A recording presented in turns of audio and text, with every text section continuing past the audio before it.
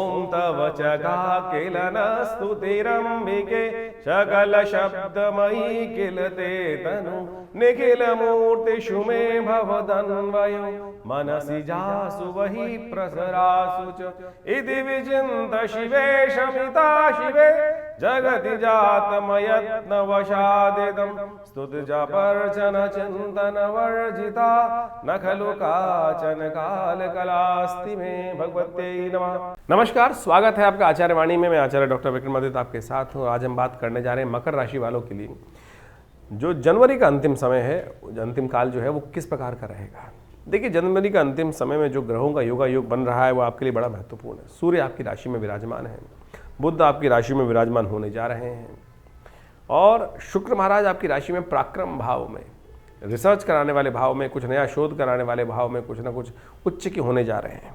मंगल भी ऐसे में जो कमज़ोर चल रहे थे वो आपकी राशि के दृष्टिकोण से यदि हम बात करें तो वो भी परिवर्तन की तरफ जाएंगे। जो अननेसेसरी के जो थोड़े से निकृष्ट कार्यों में आपको फंसाते दिखाई दे रहे थे, मनोमस्तिष्क में थोड़ा एंजाइटी डिसऑर्डर देते दिखाई दे रहे थे, कोई ना कोई दूसरों को झगड़ों में आपको अननेसेसरी का बवाल उपस्थित हो रहा था, उसमें भी कहीं ना कहीं मकर राशि वालों के लिए ये परिवर्तन का समय दिखाई देता है। ऐसे में थोड़ा सा आपको स्वास्थ्य का विशेषता पर ध्यान रखना चाहिए। अननेसेसरी की दिमाग में वरीज थोड़ा अवॉइड करने का प्रयास करें, वो आपके लिए बहुत ज़रूरी है। जो अननेसेसरी के वरीज हैं वो आपको जो तो टेंशन है वो थोड़ी सी, क्योंकि परिवर्तन काल है ज्योतिष के दृष्टिकोण से, ये परिवर्तन काल में कई बार ग्रह ट्रांजिट की तरफ जा रहे होते हैं तो कई बार रास्ता दिखता नहीं है, लेकिन रास्ता वहीं कहीं होता है विराजमान।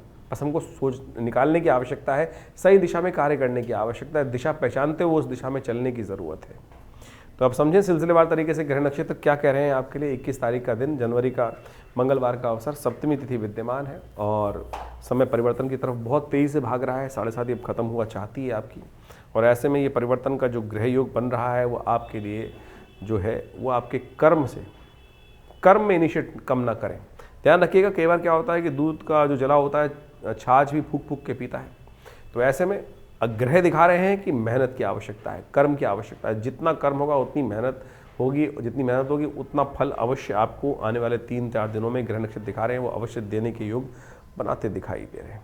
तो निश्चित तौर पर अपने कर्म को अवश्य और थोड़ा दृढ़ करने का प्रयास कीजिए। ग्रह आपके लिए लाभ देने के योग बना रहे हैं। इस दिन चंद्रमा परिवर्तन की तरफ तो गए, मंगल भी परिवर्तन की तरफ जा रहे हैं और ये मंगल का परिवर्तन जो थोड़ी बहुत रही कसर थी थोड़ी हिम्मत कम करने में, वो और ज़्यादा वो नेगेटिव भाव को हटाकर और लाभ देने की योग्यता, यानी धीरे धीरे आपकी ग्रहों की स्थिति आपके अनुकूल होने की तरफ जाती दिखाई दे रही है। 22 तारीख बुधवार का अवसर, अष्टमी तिथि विद्यमान है इस दिन, और यदि ग्रह नक्षत्रों के दृष्टिकोण से देखें तो बुध भी परिवर्तन की तरफ बहुत तेज़ी से अग्रसित हो रहे हैं, सूर्य की तरफ चलते दिखाई दे रहे हैं, उन्हीं के नक्षत्र में प्रवेश कर रहे हैं, उत्तराषाढ़ा नक्षत्र में। और ये उनके नक्षत्र में प्रवेश करना आपकी राशि के दृष्टिकोण से यदि हम समझें तो यह आपके लिए ग्रह योग आपके राशि के दृष्टिकोण से अच्छा रहेगा, क्योंकि बहुत जल्दी सूर्य परिवर्तन, बुध जो परिवर्तन करके सूर्य के साथ पहुंच जाएंगे। और जिस प्रकार से आपको कुछ दिन से लग रहा था कि हमको कहीं ना कहीं थोड़ी उपेक्षा हो रही है, जो लोग हैं हमको अवॉइड कर रहे हैं, वो जो अवॉइडनेस मन में दिखाई दे रही है, उस भाव था वो भी बहुत जल्दी बदलने वाला है। चिंता ना करें, ये सूर्य का परिवर्तन, कुछ न बुध का परिवर्तन जो है सूर्य के सन्निकट जाना, वो कहीं ना कहीं आपके लिए अच्छा रहेगा। इस समय थोड़ा सा बुध को शक्ति देने का प्रयास करें। ओम ब्रांग ब्रींग ब्रोंग से बुधाय नमः इस मंत्र का जप करें। हो सके तो थोड़ा सा कोई हरा वस्त्र अपने साथ रखें। इन दिनों थोड़ा सा परिवर्तन का योग बनेगा और बुध क्योंकि थोड़े अस्त चल रहे हैं, उनको ताकत मिलेगी तो बहुत अच्छा बुध का प्रभाव आपको देखने को मिल सकता है बुध के परिवर्तन के साथ ही। 23 तारीख बृहस्पतिवार का अवसर, नवमी तिथि विद्यमान है और ये दिन आपके लिए जो जा रहा है धीरे धीरे पॉजिटिव चेंजेस लाने के योग बनाएगा। बृहस्पति जो है वो चंद्रमा पर दृष्टि डालेंगे, रात्रि में करीब 11-10 बजे के आसपास चंद्रमा परिवर्तन कर आपके 11वें भाव में पहुंच जाएंगे, बृहस्पति से दृष्ट हो जाएंगे और ये कहीं ना कहीं कुछ नया रास्ता खोलने के लिए 2-3 दिन में आपके लिए कुछ व्यवस्थाएं करने का प्रयास कर सकते हैं। थोड़ा सा बृहस्पति को और ताकत देंगे तो अच्छा रहेगा। बृहस्पति थोड़े वक्री चल रहे हैं तो बृहस्पति को सही देने के लिए थोड़ा केसर का तिलक या केसर का सेवन करें, या दूध इत्यादि में डालकर एक बार केसर का, जब तक बृहस्पति वक्री चल रहे हैं, अवश्य लिया करें। ये बुद्धि को सही दिशा देने के लिए रास्ता आपके लिए रहेगा। बुद्ध कई बार, बृहस्पति क्या होता है, कई बार कमज़ोर होते हैं और ऐसे में लगता है हमको कुछ नहीं, ज्ञान करना हमको ही है सब, ये बात ध्यान रखें। तो हम कहेंगे जब तक बुध बृहस्पति महाराज वक्री हैं, हर रोज़ एक बाल केसर अवश्य दूध इत्यादि में, चाय इत्यादि में अवश्य ले लिया करें। सिर्फ 1-2 बाल केसर का लेना ये बृहस्पति के नेगेटिव प्रभाव को कमज़ोर करने, जो प्रभाव है उसको ठीक करने का रास्ता आपको अवश्य देगा। 24 तारीख शुक्रवार का अवसर, ग्रह नक्षत्रों को देखें। इस दिन जो जिस बात हम कर रहे थे वो परिवर्तन की तरफ चलेंगे। बुध 12वें भाव से निकलकर आपके लग्न में सूर्य के साथ प्रवेश करने जा रहे हैं। शाम को 5:40 पर ग्रह नक्षत्रों का योग बनता है। ये आपके लिए बहुत उत्थान का योग बन रहा है। जो स्थिति थी, थोड़ा सा निगलेक्ट फील कर रहे थे, उसको भी परिवर्तन करने का योग बनाएगा। चीज़ों को ऑर्गेनाइज करने की अच्छा रास्ता आपको प्राप्त होगा। बस ध्यान रखिएगा, थोड़ी वाणी को संयम बरतें, मुख से कोई अपशब्द ना निकले, नेगेटिव बात मुख से ना निकले। थोड़ा सा गुस्से को शांत रखेंगे तो बहुत आपके लिए वाणी पर व्यवहार, जो वाणी का जो व्यापार है वो बहुत शुद्ध होना चाहिए आपके लिए। इस बात का ध्यान रखें। नए कार्यों को आरंभ करने के लिए दिन अच्छा नहीं है, क्योंकि भद्रा इस दिन विद्यमान है, जो सूर्योदय से पहले लेकर शाम के 7:30 बजे तक रहेगी। तो इस बात का ध्यान रखते हुए कार्य करेंगे तो अच्छा रहेगा। आपके लिए अच्छा है कि इस दिन विशेष तौर पर आप जो किसी मंदिर में रेशमी वस्त्र का दान करें, भगवती को या इत्र इत्यादि के का जो आप अवश्य प्रयोग करें। इत्र का प्रयोग करना आपकी विशेष तौर पर शुक्र की जो कमज़ोर स्थिति है उसको और ठीक करेगा, उसको रास्ता देने के रास्ता बनाएगा।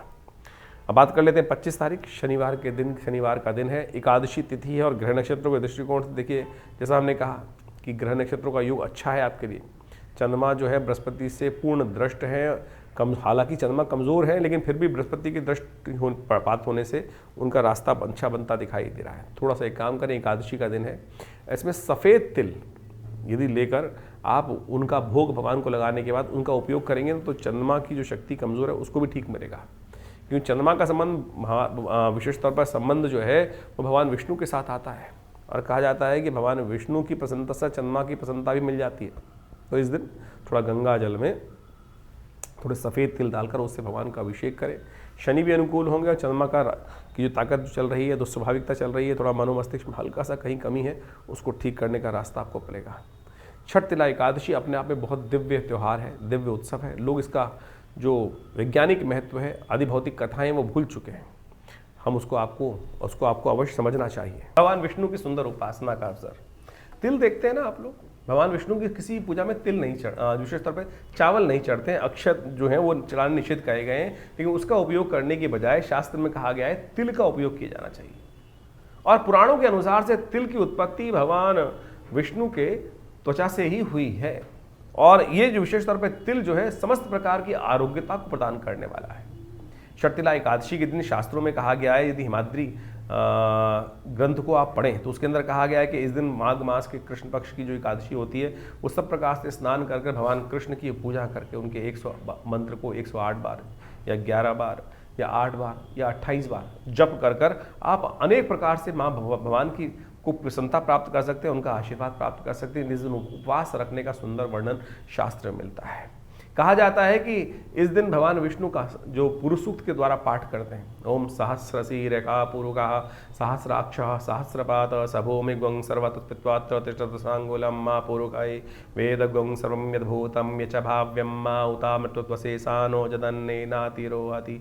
इस प्रकार से पुरुष सूक्त के जो सुंदर पाठ को श्रवण कर भगवान का षोडशोपचार जो पूजन करें, तिल का द्वारा भगवान का स्नान कराएं। तिल के ही 6 प्रकार के प्रयोग शास्त्र में वर्णित हैं। छठ तिला एकादशी, ये तिल के जो 6 प्रकार के प्रयोग शास्त्र में वर्णित हैं, यानी तिल के द्वारा जल से स्नान करना, पिसे हुए तिल का उपटन भी लगाना, तिल के द्वारा हवन करना, तिल के द्वारा ही तिल मिला हुआ जल जो होता है वो पानी उसका सेवन करना, तिल का दान करना, और विशेष तौर पे तिल के बने हुए मेवे जो मिठाई इत्यादि हैं उनका प्रसाद, उनका भोग भगवान को लगाना, प्रसाद स्वयं ग्रहण करना। देखिए तिल जो अपने आप में जो है, हमने जैसा कहा कि भगवान विष्णु के शरीर से उत्पन्न हुआ है, उनकी त्वचा से उत्पन्न हुआ है, और इम्यूनिटी को बूस्ट करने भगवान विष्णु जो है वो पालक हैं।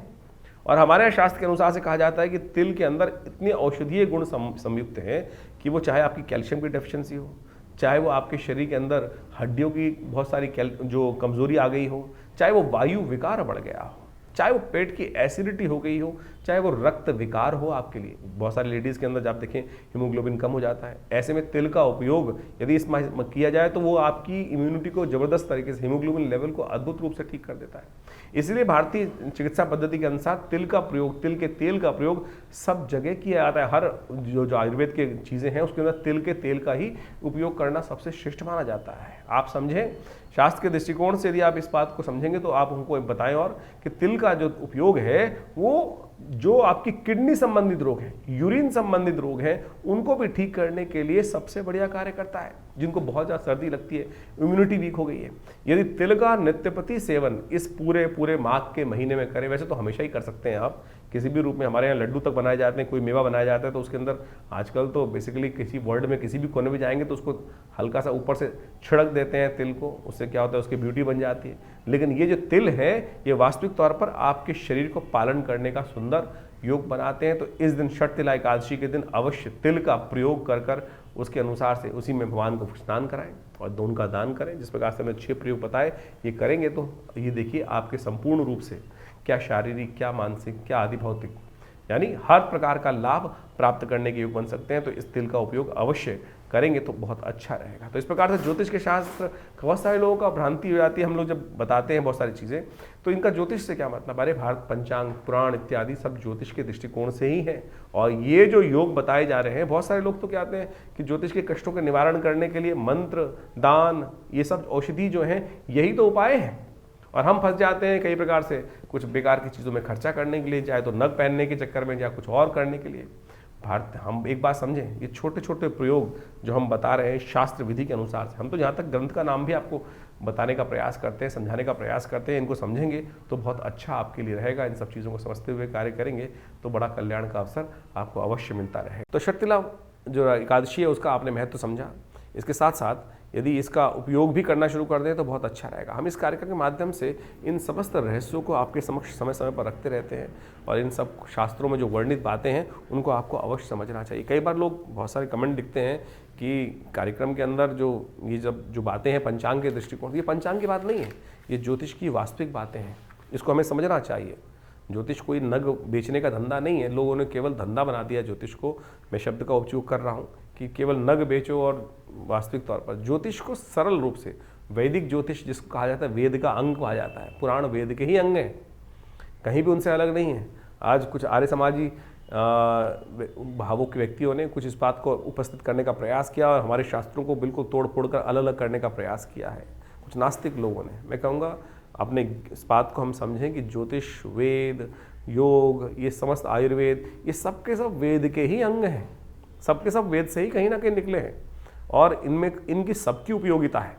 इसकी हमें जो मनोमस्तिष्क को ठीक करने के लिए कथाओं के माध्यम से जो हमें जो विशेष तौर पर क्रियाकल्प समझाए गए हैं, वैसे नहीं समझ में आएंगे। उदाहरण के साथ बहुत सारी चीज़ें समझ में आ जाती हैं, इसलिए इन कथानकों का भी बहुत महत्व शास्त्र में बताया गया है।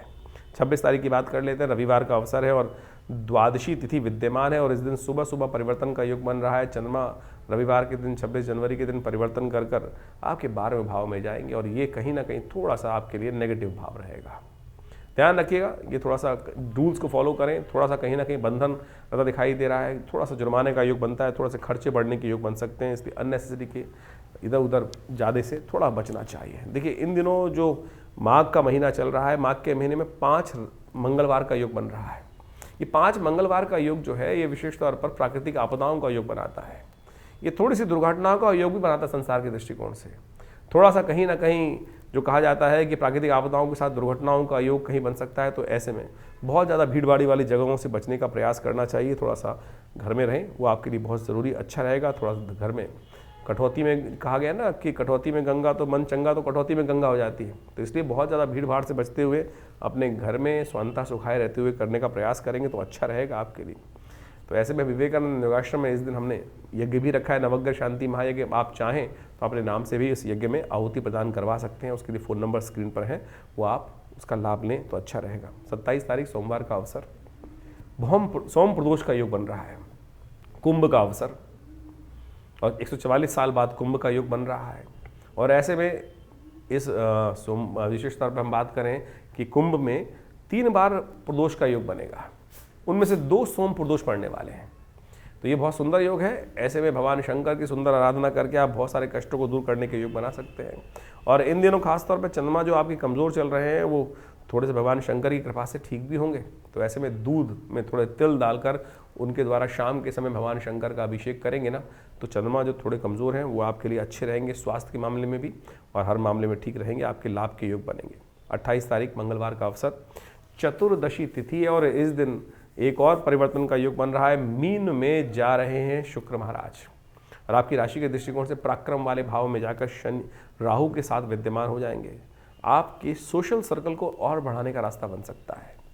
कुछ नया शोध कर प्राप्त करने के अवसर ये शुक्र महाराज उच्च के होकर आपके लिए बनाने के रास्ते बना सकते हैं। तो इसलिए कुछ नए एक्सपेरिमेंट, नए इनोवेशंस, विचार मन में आने के योग अवश्य बनते दिखाई दे रहे हैं। और आप कई चीज़ों में महारत, जो थोड़ी कमजोरी थी विचारों में, वो उसको प्राप्त करने का सुंदर अवसर आपको बनता दिखाई देगा।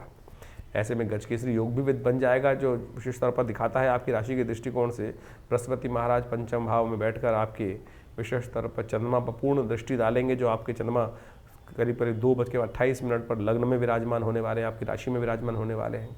ये आपके ग्राफ को अच्छा उन्नति प्रदान करने के रास्ते बनाएंगे। ये 2-3 दिन आपके लिए उन्नति के रास्ते बहुत सुंदर बनते दिखाई दे रहे हैं। इसका लाभ लीजिएगा।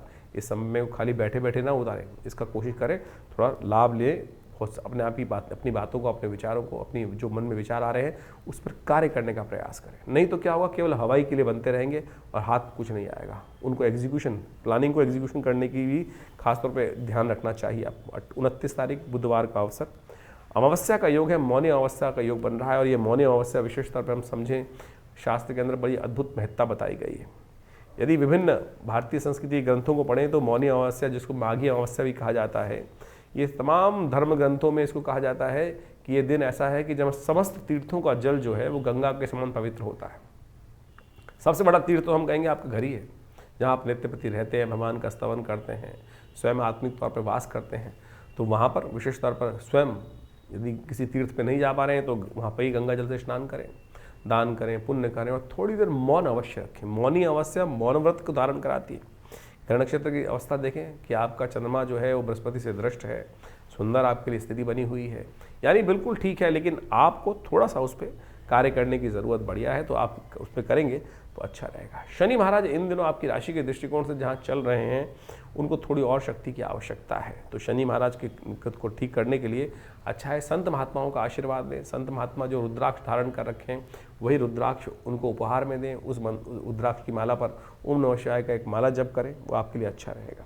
30 तारीख का दिन परिवर्तन का दिन है और माघ मास जो है वो कृष्ण पक्ष समाप्त होकर शुक्ल पक्ष आरंभ हो रहा है और इसी दिन से गुप्त नवरात्रे आरंभ हो जाते हैं और आपकी राशि के दृष्टिकोण से ही परिवर्तन का योग बन रहा है।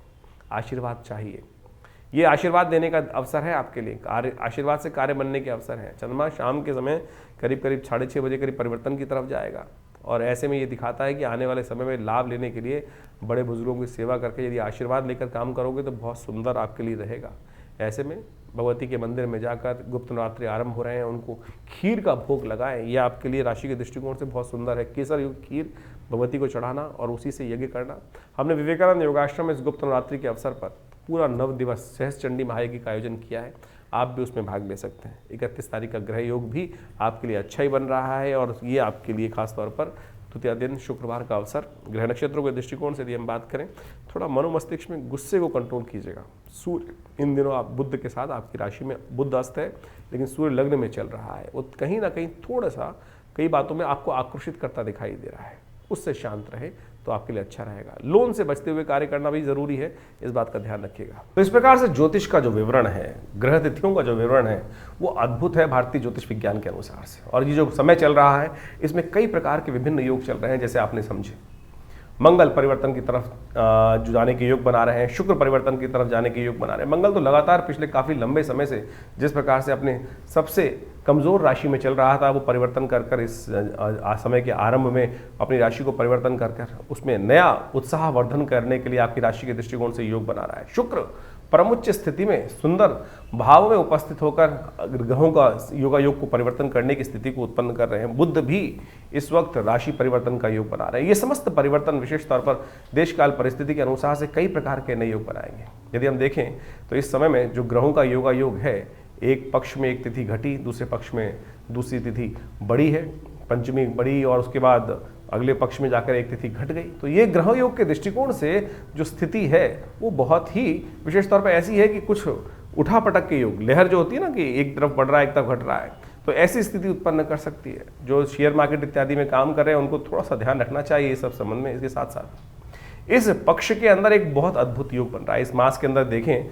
तो प्रदोष का योग जो बन रहा है, वो दोनों प्रदोष जो है वो सोमवार को पड़ रहे हैं, तो सोम प्रदोष का योग बड़े सुंदर रूप से बना है। कुंभ का महीना 144 साल बाद और साथ साथ इस कुंभ का अवसर, और उसके बाद प्रदोष भी सोमवार के सुंदर योग पर युक्त यानी सोम प्रदोष का सुंदर युक्त बनकर बने हैं। तो ऐसे में ये समय बहुत ही अद्भुत है। ऐसे में अपने समस्त अनिष्टों को दूर करने के लिए एक डुबकी जो कुंभ की है, उस प्रयाग के स्थान पर, संगम के स्थान पर समस्त कष्टों का निवारण करके, समस्त किए हुए दुष्कर्मों से प्राश्चित के माध्यम से अपने जीवन को विशेष तौर पर कहा जाता है कि जिस प्रकार से रिजेनोवेशन, जिसका पुनर्जन्म प्राप्त कर सकते हैं, अपने पूर्व अर्जित कर्मों को जो शून्य कर सकते हैं, जो पाप हैं उनको शून्य कर सकते हैं। ये अद्भुत योग है, इसका लाभ हमें लेने का प्रयास करना चाहिए।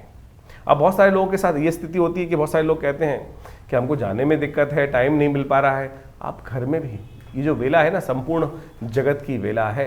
इस पुण्य काल का पर्व है हमारे सबसे श्रेष्ठ कहा गया मानस पूजा, कि मनसा वाचा कर्मणा, 3 प्रकार के कर्म होते हैं। सबसे श्रेष्ठ जो कर्म कहे गए मन के संतुष्टि से ही चलते हैं। मने वो बंधन कारण मोक्षो, जिस प्रकार संसार में शास्त्र में कहते हैं, तो उसके अनुसार से आप कार्य करने का प्रयास करें तो बहुत सुंदर रहेगा। घर में भी बैठकर उन सुंदर समय समय पर जो योग बन रहे हैं, समय समय पर जो मुहूर्त बन रहे हैं, उन समय जहाँ बैठे हैं वहीं ध्यान में जाकर भगवान का सुंदर पूजन करने, उस सरस्वती देव भगवान शंकर कृष्ण विशेषतौर भगवान विष्णु के पैर से निकली हुई गंगा के वहीं डुबकी ध्यान में भी लगा लेंगे ना, तो वो भी पुण्य प्राप्त करने के लिए अद्भुत योग बना सकता है। इस मास में 5 मंगलवार और 5 बुधवार का योग बन रहा है। बुधवार का योग तो संतुष्टि देता है, आनंद का योग देता है, लेकिन 5 मंगलवार का जो योग है ये कहीं ना कहीं राज्य भंग होने की स्थिति उत्पन्न कर सकता है। बहुत सारी जगहों में कहीं ना कहीं ऐसा बन सकता है योग धरा पर कि कुछ रक्त रंजित स्थिति बन सकती है, कुछ उठा पटक के योग बन सकते हैं, राज्य सत्ताएं हाथ से निकल सकती हैं। परिवर्तन का समय विशेष तौर पर जिस प्रकार से हमने कहा कि 5-5 ग्रह परिवर्तन की तरफ जा रहे हैं। इसके साथ साथ गुप्त नवरात्रि का भी सुंदर योग बन रहा है।